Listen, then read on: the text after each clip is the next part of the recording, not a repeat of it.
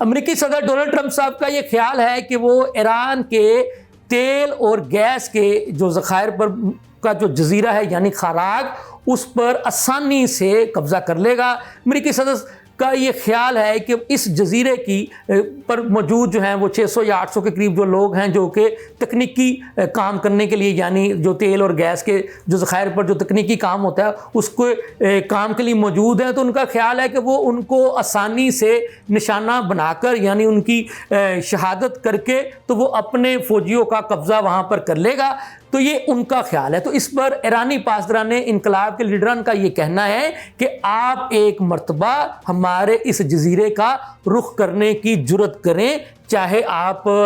سمندر کے راستے سے آئیں، ہیلی کاپٹر سے آئیں، بحری بیڑے سے آئیں، ہم نے اپنے ایک ایک انچ کو جو ہے نا آپ کے لیے جو ہے نا نشانے پہ رکھا ہوا ہے۔